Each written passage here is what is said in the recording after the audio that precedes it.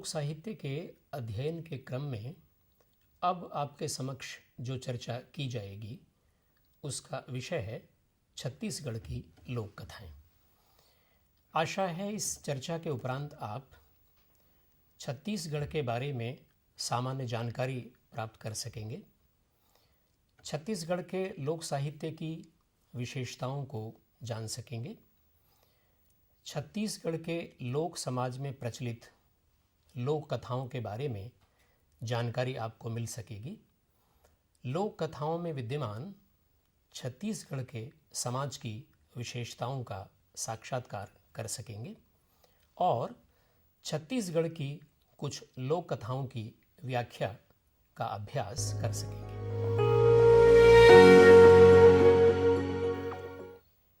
हम जानते हैं कि लोक कथाएं मानवीय संवेदना और सृजनात्मकता के साथ स्वतः लोककंठ से फूटती हैं। समाज में व्याप्त स्थिरता को लोक कथाएं तोड़ती हैं और बालकों से लेकर बूढ़ों के बीच संवाद बनाती हैं। साधारण रूप से देखने पर ऐसा लगता है कि लोक कथाओं का संबंध केवल मनोरंजन से है, लेकिन जब हम गहराई में जाकर लोक कथाओं का अध्ययन करते हैं तो पाते हैं कि इनके भीतर संपूर्ण लोकमानस बसा हुआ है। यह जानकर आश्चर्य होता है कि लोक कथाओं ने श्रम परिहार और मनोरंजन के साथ ही लोक संस्कृति तथा लोक की सामाजिक दृष्टि को प्राणवान बनाए रखने में महत्वपूर्ण भूमिका निभाई है। हम कह सकते हैं कि किसी समाज के विविध पक्षीय अध्ययन के लिए लोक कथाओं से बहुत अधिक सामग्री ग्रहण की जा सकती है। जहाँ तक लोक कथा के तत्वों का प्रश्न है तो उनमें सामान्यतः रोचकता, किस्सागोई, प्रभावात्मकता, यथोचित संबद्धता, मनोरंजन और लोक जीवन का ज्ञान समाहित किया जाता है। लोक साहित्य के अध्येता जानते हैं कि अभिप्राय, जिसे मोटिव कहा जाता है, को लोक कथा की रीढ़ माना जाता है। विचारक वासुदेव शरण अग्रवाल की मान्यता है कि कहानियों के लिए अभिप्रायों का वैसा ही महत्व है जैसा किसी भवन के लिए ईंट गारे अथवा किसी मंदिर के लिए नाना भांति की साज से उकेरे हुए शिला पट्टों का होता है। अभिप्राय की भूमिका यह है कि वह मूलतः लोक कथा के कथानक का स्वरूप निर्धारित करता है। ब्लूमफील्ड, थॉमसन और भारतीय विद्वानों में डॉक्टर सत्येंद्र आदि ने अभिप्राय को कथा मानक से जोड़ा है और उसके आधार पर लोक कथाओं के अध्ययन की प्रणाली विकसित की है। डॉक्टर सत्येंद्र ने अभिप्राय को लोक कथा का मूल तत्व घोषित करते हुए लिखा है कि कथानक का मूल तत्व अभिप्राय ही है और लोक कथाओं के अध्ययन में वह विशद स्थान रखता है। लोक कथा का परंपरागत रूप, सांस्कृतिक रूप, मनोवैज्ञानिक रूप, नैतिक रूप और परिभ्रमणकारी रूप अभिप्राय ही परिलक्षित होता है। अभिप्राय किसी लोक कथा में राजकुमार या राजकुमारी से या राक्षस से संबद्ध होता है। कई बार किसी लोक कथा में वह दो भाइयों या फिर पशु पक्षियों से भी जुड़ता है।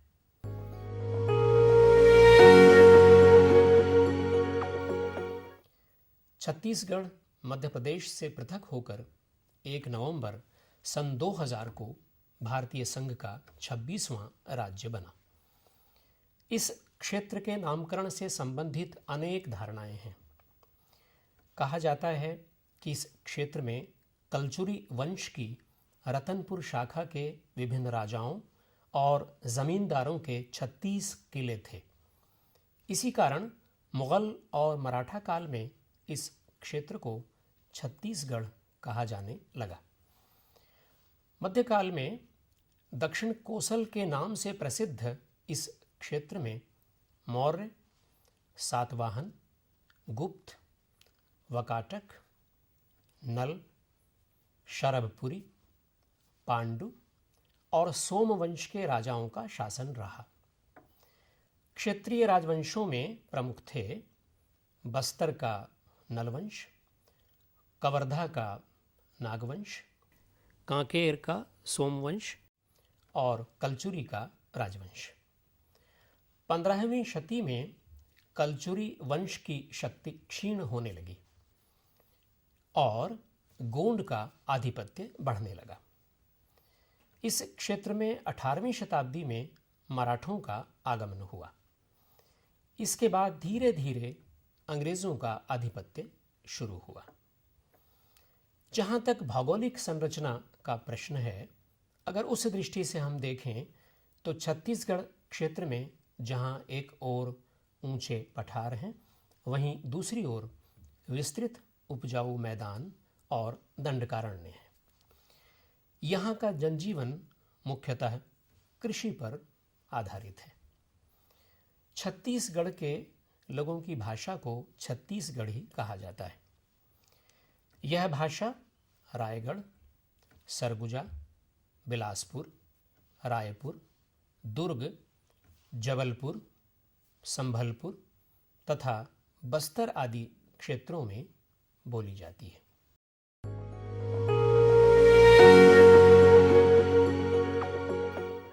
भाषा वैविध्य और सांस्कृतिक सौंदर्य छत्तीसगढ़ की मूल विशेषताएं हैं। हम जानते हैं कि पंडवानी महाभारत और तीजन बाई छत्तीसगढ़ ही नहीं बल्कि भारत की विशिष्ट उपलब्धियां हैं। छत्तीसगढ़ के लोकगीत, लोक गाथाएं, लोक कथाएं, लोक नृत्य, लोक नाट्य, लोक खेल आदि भारत के सांस्कृतिक परिदृश्य में अपना अलग रंग रखते हैं। छत्तीसगढ़ी लोकगीतों में इस राज्य के लोक समाज की सहजता और सृजनशीलता अद्भुत रूप में प्रकट हुई है। भोजली, पंडवानी, जसगीत, बांस गीत, गौरा गौरी गीत, सुआ गीत, देवार गीत, कर्मा, ददरिया, डंडा, फाग, चनौनी, राउत गीत, पंथी गीत आदि छत्तीसगढ़ के प्रमुख और लोकप्रिय गीतों में गिने जाते हैं। जहाँ तक छत्तीसगढ़ की लोक कथाओं का प्रश्न है, तो हम ये समझ सकते हैं कि छत्तीसगढ़ की लोक कथाएं मनुष्यों, पशु पक्षियों, देव दानवों और परियों आदि के माध्यम से वहाँ के जनजीवन को प्रस्तुत करने वाली है। इन लोक कथाओं में छत्तीसगढ़ की लोक परंपराओं, जीवन शैली, लोक विश्वासों, चारित्रिक मूल्यों और मानवीय संबंधों के विविध रूप देखने को मिलते हैं। इसके साथ ही इन लोक कथाओं में भरपूर मनोरंजन भी है। छत्तीसगढ़ की लोक कथाओं और उनमें विद्यमान लोकमानस को जानने के लिए यह आवश्यक है कि वहाँ की कुछ लोक कथाओं से प्रत्यक्ष रूप से परिचित हुआ जाए। समझने में आसानी की दृष्टि से हम लोक कथाओं के वर्गीकरण को ध्यान में रखेंगे और प्रत्येक वर्ग के अंतर्गत एक एक लोक कथा प्रस्तुत करके उसका विश्लेषण करने का प्रयास करेंगे।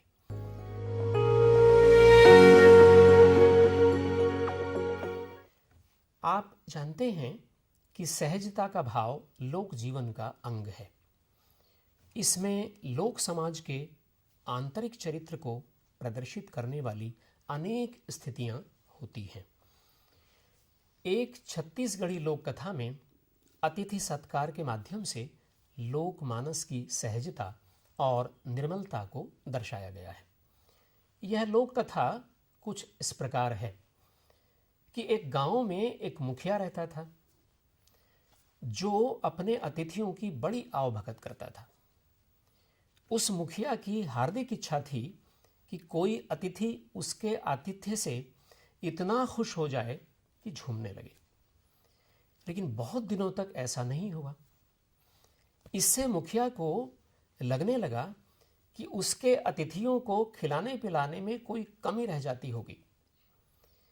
इस कारण वह मुखिया रोज सुबह होते ही जंगल में घूमता रहता था, कंदमूल फल इकट्ठे करता था। कारण यह था कि वह सोचता था कि अतिथियों को अच्छी तरह भोजन कराए, वे खुश हों और झूमने लगें। लोक कथा में आता है कि मुखिया की तरह मुखिया के बेटे की भी यही स्थिति थी। उसकी भी अतिथि सत्कार में बहुत रुचि थी। एक दिन जब उनके घर में मेहमान आए तो मुखिया और उसके बेटे ने कंदमूल और फलों से अच्छी तरह उनका सत्कार किया। मेहमान भी बड़े प्यार से खाने लगे।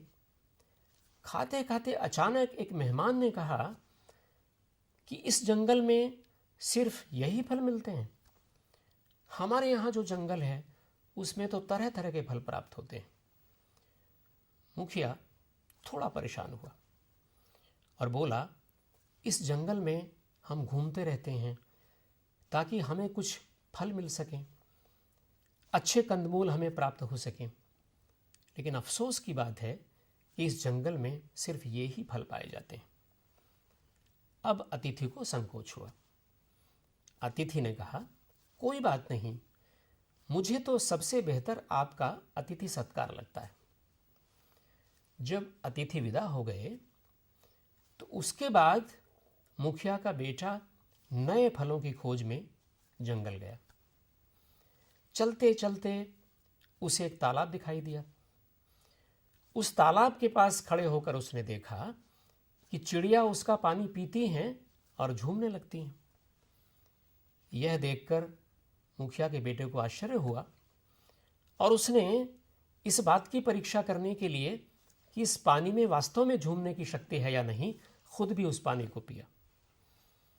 आश्चर्य यह है कि जैसे ही मुखिया के बेटे ने उस पानी को पिया वह भी झूमने लगा। इसके बाद उसने देखा कि तालाब के किनारे जो एक पेड़ खड़ा हुआ है, उसी पेड़ के फल पानी में गिरे हुए हैं। यह देखते ही उसकी समझ में आ गया कि ये जो पेड़ है जिसके फल इस पानी में गिरे हुए हैं, इन फलों के कारण ही इस पानी में मनुष्य को या प्राणियों को झुमाने की विशेषता आ गई है। यह सोचकर बहुत खुश हुआ। उसने पेड़ के फल तोड़े और घर चला आया। मुखिया की पत्नी ने उन फलों को पानी में भिगो दिया। अगली सुबह मुखिया के यहाँ जब अतिथि आए तो उन्हें फलों का भीगा हुआ पानी पिलाया गया और यह देखकर सभी को आश्चर्य हुआ कि अतिथि भी जंगल की चिड़ियों और मुखिया के लड़के की तरह झूमने लगे। यह देखते ही मुखिया और उसका परिवार बहुत खुश हुआ। पानी में भीगे हुए फल महुआ के थे। यही कारण है कि उस पानी में झुमाने की शक्ति आ गई थी। छत्तीसगढ़ के लोक जीवन में यह लोक कथा महुआ का पेड़ नाम से प्रचलित है। आइए इस लोक कथा को सुनने के बाद ये देखें कि इसमें कौन सी विशेषताएं हैं, कौन से रहस्य इस लोक कथा में छिपे हुए हैं। यदि आपने इस लोक कथा को ध्यान से सुना है तो आप जान पाएंगे कि इस लोक कथा में अनेक ऐसी बातें हैं जो हमारा ध्यान अपनी ओर खींचती हैं। जैसे ग्राम व्यवस्था में मुखिया का होना, उस मुखिया का सहृदय होना, इसी के साथ उस मुखिया का सहज और भावुक आतिथेय होना।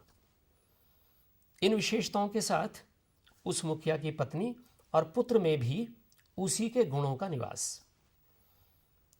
अतिथि की आवभगत से कहीं अधिक उसके अत्यधिक संतोष, यहाँ तक कि भोजन करके उसके झूमने के लिए चिंतित होना। इसके अतिरिक्त मनुष्य ही नहीं, चिड़ियों का भी झूमने लगना। ऐसी बहुत सारी बातें हैं जो इस लोक कथा को छत्तीसगढ़ के लोक जीवन के आंतरिक पक्ष से जोड़ती हैं। प्रकारांतर से इस लोक कथा में भारत के लोक जीवन में अतिथि सत्कार के महत्व और अतिथि को देवता का स्तर प्रदान किए जाने का संकेत भी छिपा हुआ है। और आप ये भी देखें कि बड़ी कुशलता से इस लोक कथा ने मनुष्य के जीवन में सेवा सत्कार की भावना का महत्व भी समझा दिया है। इतना ही नहीं, उसने प्रकृति के साथ मनुष्य के व्यवहारिक संबंध की व्याख्या भी कर दी है। और अंत में आप ये रहस्य भी ग्रहण कर सकते हैं कि इस लोक कथा को सुनने वाले बालकों को महुए के फल की विशेषताओं को पता तो अपने आप चल ही जाता है।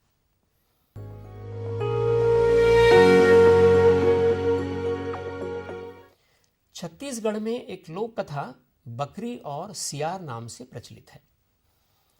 इसे सुनाते हुए कहा जाता है कि एक बकरी थी, उसके 4 छोटे छोटे मेमने थे। उन मेमनों के अलग अलग नाम थे। एक का नाम आले, दूसरे का नाम बाले, तीसरे का नाम छूनू और चौथे का नाम मूनू। बकरी जब भी भोजन की तलाश में घर से बाहर जाती थी तो उसके मन में अपने बच्चों की रक्षा की चिंता रहती थी। इसीलिए वह बच्चों को दरवाज़ा बंद करने के लिए कहती थी और जब शाम को घर लौटती थी तो दरवाज़ा खोलने के लिए विशेष संकेत के साथ आवाज़ लगाती थी। घर के बाहर आकर बकरी कहती थी, आले टटिया उघार, बाले टटिया उघार, छूनू टटिया उघार, मूनू टटिया उघार। बच्चे अपनी माँ की आवाज़ को पहचान जाते थे और उसकी पुकार को सुनकर तुरंत दरवाज़ा खोल देते थे।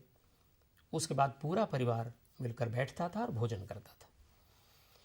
बकरी के घर के आसपास एक सियार भी घूमता रहता था। उन मेमनों को खाने के लिए उसकी लार टपकती रहती थी। लेकिन समस्या यह थी कि घर का दरवाज़ा बंद होने के कारण वह अपनी इच्छा पूरी नहीं कर सकता था। बहुत चिंता करता रहा वह। एक दिन जब बकरी ने घर लौटकर दरवाज़ा खुलवाने के लिए आवाज़ लगाई तो वह पेड़ के नीचे खड़ा था। वहां खड़े होने के कारण उसने सब सुन लिया और मन ही मन उन मेमनों को खाने की योजना बना ली। जंगल में गई तो सियार धीरे से बकरी के दरवाजे के पास पहुंच गया और उस बकरी की तरह ही उसने आवाज़ लगाई, आले टटिया उघार, बाले टटिया उघार, छूनू टटिया उघार, मूनू टटिया उघार। बच्चे भूखे थे। उन्होंने समझा कि उनकी मां आ गई है और तुरंत दरवाज़ा खोल दिया। सियार तो ये चाहता ही था। जैसे ही उन मेमनों ने दरवाज़ा खोला, सियार ने झपट्टा मारा और चारों मेमनों को खा गया। जब बकरी घर वापस आई तो बच्चों को न पाकर परेशान हो गई। उसने इधर उधर देखा और बच्चों को खोजा, लेकिन बच्चे हों तो मिले न। बच्चे घर के अंदर थे न बाहर। अचानक उसने देखा कि झोंपड़ी के आसपास सियार के पैरों के निशान हैं। अब उसे समझते देर नहीं लगी कि उसके बच्चों के साथ क्या हुआ होगा। यह देखकर बकरी ने सियार से बदला लेने का निश्चय किया। उसने सबसे पहले बढ़ई के पास जाकर अपने सींग पैने करवाए। उसके बाद वह तेली के पास गई और अपने सींगों पर तेल लगवाया। ये तैयारी पूरी होते ही बकरी सियार के पास पहुंच गई और जाते ही उसने सियार से अपने बच्चे मांगे। सियार का पेट तो भरा हुआ था और अपने को ताकतवर भी समझता था। वह अकड़ते हुए बोला, तेरे बच्चे मेरे पेट में हैं, अब जरा ठहर, तुझे भी अभी अपने पेट में पहुंचाता हूं। यह सुनते ही बकरी ने अपने पैने सींगों से सियार का पेट फाड़ डाला। देखा कि उसमें से बकरी के बच्चे सही सलामत बाहर निकल आए। बकरी अपने मेमनों के साथ खुशी खुशी घर लौट गई। आइए देखें कि यह जो लोक कथा आपने सुनी उसमें क्या रहस्य छिपा हुआ है। इस लोक कथा से आसानी से समझा जा सकता है कि लोकमानस पशु पक्षियों को प्रतीक बनाकर समझदारी तथा बौद्धिक कौशल विकसित करने में विश्वास रखता है। अन्योक्ति के ढंग पर मातृत्व संतान प्रेम और समय आने पर प्राणों की बाजी लगाकर भी संतान की रक्षा करने की सीख इस लोक कथा में विद्यमान है। बकरी के मेमने भोले भाले मानव शिशुओं की तरह है। सियार छली और चालाक, शोषक और शिकारी है, और बकरी साधारण जीवन जीने वाले किंतु साहसी व्यक्ति की प्रतीक है। यह बकरी समझदार और सचेत मां भी है। हम समझ सकते हैं कि यह लोक कथा एक ही साथ जीवन के अनेक पक्षों को अपने में समेटे हुए है। इस लोक कथा में रोचकता के साथ साथ यह संदेश भी निहित है कि धोखे से भी चालाक और धूर्त लोगों पर विश्वास नहीं करना चाहिए। इसके अतिरिक्त लोक कथा का यह संदेश भी है कि निर्बल होते हुए भी अन्यायी के विरुद्ध संघर्ष करना हमारा धर्म है। छत्तीसगढ़ में इस प्रकार की और लोक कथाएं भी हैं, जैसे बकरी और बाघिन या कौवा और गौरैया आदि।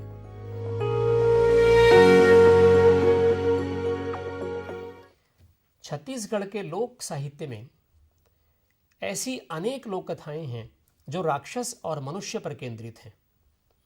इनमें से कुछ में राक्षस और मनुष्य के बीच युद्ध होता है, तो कुछ में राक्षस के माध्यम से मनुष्य के जीवन में बदलाव आता है। इससे अलग हटकर कुछ लोक कथाएं ऐसी भी हैं जिनमें राक्षस एक ऐसा प्राणी होता है जो किसी शाप के कारण राक्षस बनता है, और जैसे ही वो शाप मुक्त होता है अपने पहले वाले रूप में आ जाता है। ऐसी ही एक लोक कथा है जिसमें बताया गया है कि एक राजा की 3 बेटियां थीं। तीनों बहुत सुंदर थीं। एक दिन वे तीनों राजकुमारियां जंगल में घूमने गईं। अचानक तूफान आ गया और उनके साथ आए सिपाही इधर उधर भटक गए। तीनों राजकुमारियां परेशान हो उठी। अचानक उन्हें सामने एक महल दिखाई दिया। वे तीनों राजकुमारियां उस महल में चली गईं। जाकर देखा तो वहां कोई नहीं था, लेकिन भोजन रखा हुआ था। राजकुमारियों ने भोजन किया और घूमने के लिए फुलवारी में चली गईं। वहां होता क्या है कि जो छोटी राजकुमारी है उसे एक फूल दिखाई देता है जो बहुत सुंदर है। वो उस फूल को टकटकी लगाकर देखती रहती है, और अचानक उस छोटे फूल को, जो सुंदर फूल था, उसे तोड़ लेती है।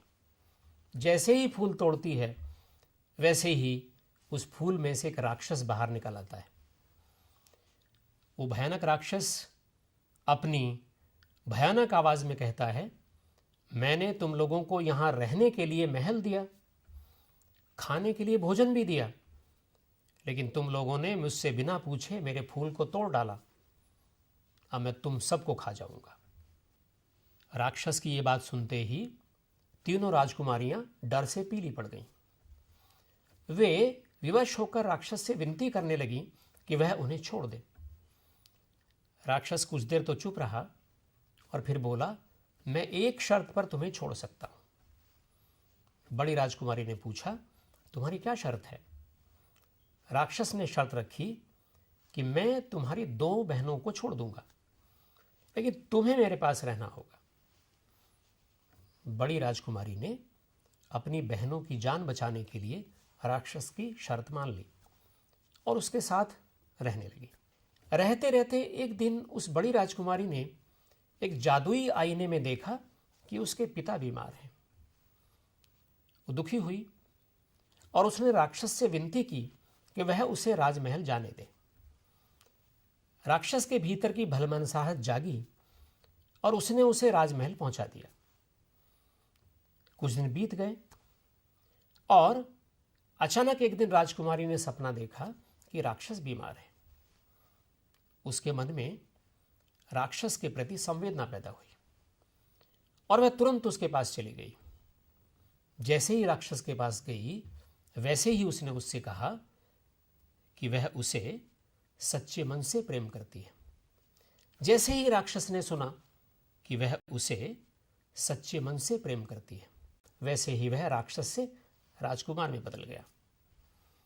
ये देखकर बड़ी राजकुमारी को आश्चर्य हुआ।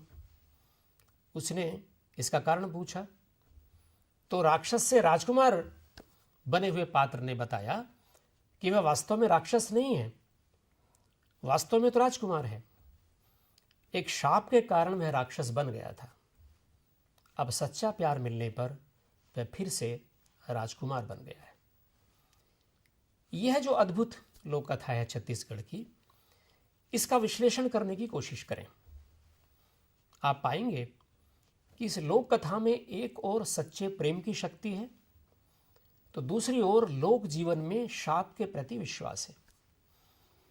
ये एक विलक्षण बात है कि कोई शाप लगने से राजकुमार से राक्षस बन जाता है और फिर एक चमत्कार के प्रभाव में राक्षस से राजकुमार में बदल जाता है। यह लोक कथा मनोवैज्ञानिक दृष्टि से मनुष्य के स्वभाव का संकेत भी करती है। मनुष्य की मूढ़ता और अहमन्यता उसे राक्षस बनाती है। इस प्रकार जो राक्षस बन जाता है उसे केवल सच्चा प्रेम ही फिर से मनुष्य बना सकता है, अन्य कोई चीज नहीं।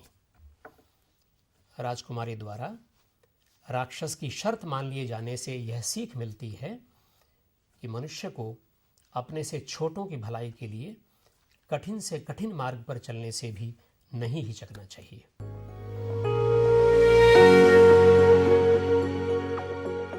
छत्तीसगढ़ की लोक कथाओं में कुछ परिकथाएं हैं।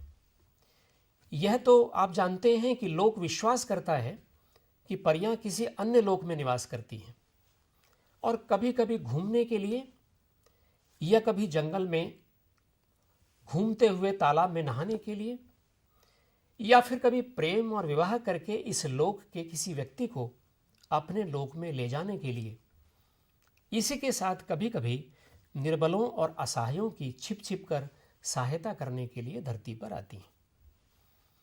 छत्तीसगढ़ में ऐसी ही एक लोक कथा प्रचलित है।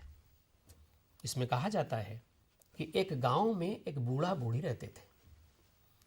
वे बहुत निर्धन थे, उनके कोई संतान नहीं थी। जीवन चलाने के लिए बूढ़ा रोजाना एक जोड़ी जूते बनाता था और बूढ़ी को साथ लेकर मेले या हाट में जाकर बेच देता था। जो पैसा मिलता था उससे खाने का सामान खरीद लेता था और बूढ़ी के साथ गांव लौट आता था। एक दिन की बात है कि बूढ़ा बहुत बीमार पड़ गया। इस कारण जूते नहीं बना पाया और परिणाम यह हुआ कि उस दिन बूढ़ा और बूढ़ी दोनों को भूखे ही सो जाना पड़ा। लेकिन यह देखकर उन्हें आश्चर्य हुआ कि जैसे ही अगली सुबह वो उठते हैं तो आंख खुलते ही क्या देखते हैं कि उनके सामने दो जोड़ी सुंदर जूते रखे हैं। उनके आश्चर्य की सीमा नहीं रहती। लेकिन अभी आश्चर्य करने का समय नहीं था।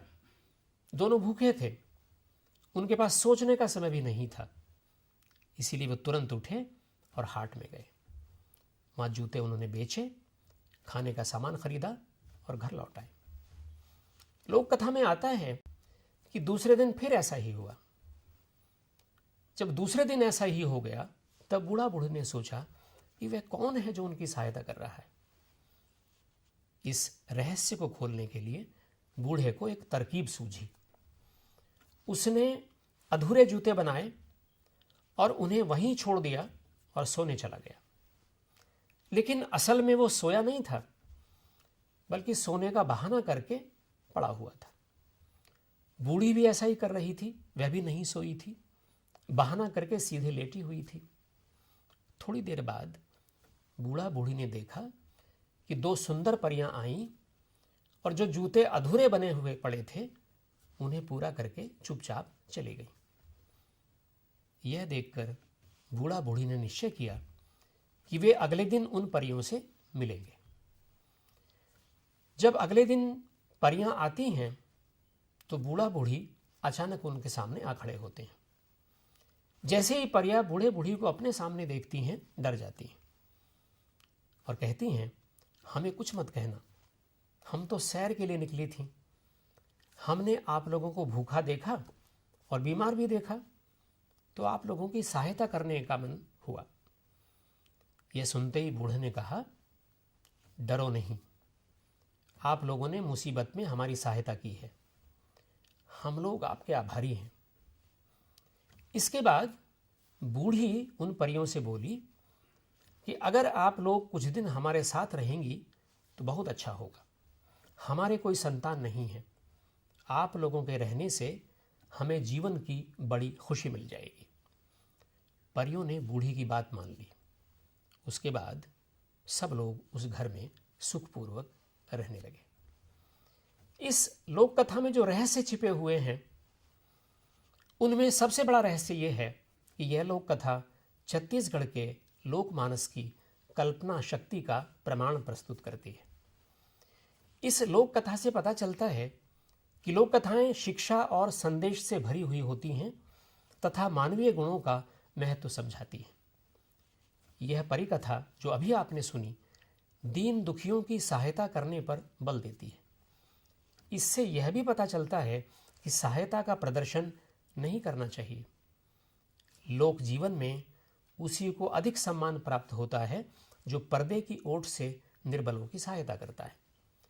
बूढ़ी द्वारा परियों को कुछ दिन अपने घर रह जाने के लिए कहने से पता चलता है कि स्त्री के लिए मातृत्व प्राप्ति और संतान के साथ रहने का सुख बहुत बड़ा होता है।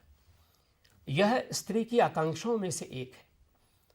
लोक कथा ने इस बात को अत्यंत सहजता के साथ हमें समझा दिया है।